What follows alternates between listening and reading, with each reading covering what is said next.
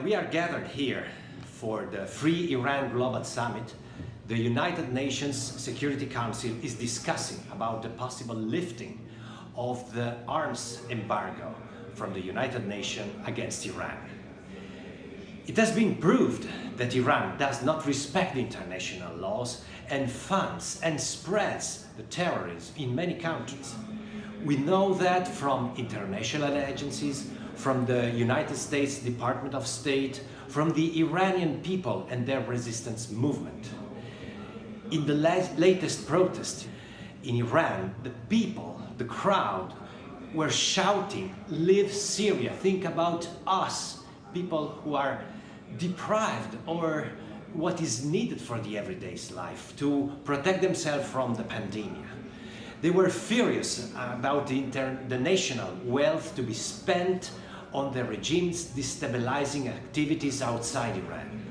Therefore, there is no reason why the United Nations should lift the embargo. Such a decision would only enable the regime to develop and export weapons to threaten the Middle East, the international security, indeed even the European capitals.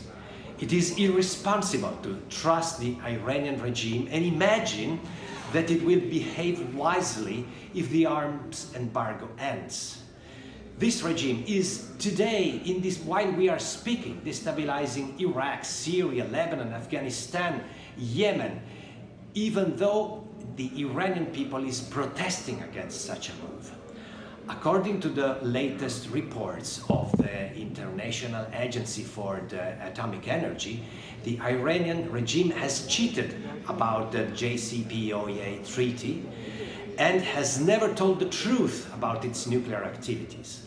It is baseless to lift the UN arms embargo, and I strongly believe that our European governments should encourage the United States to extend the embargo and give their support to the United States in this regard.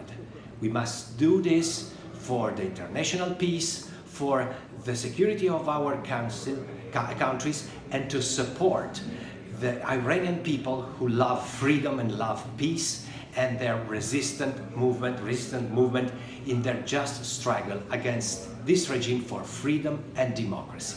Iran Azad.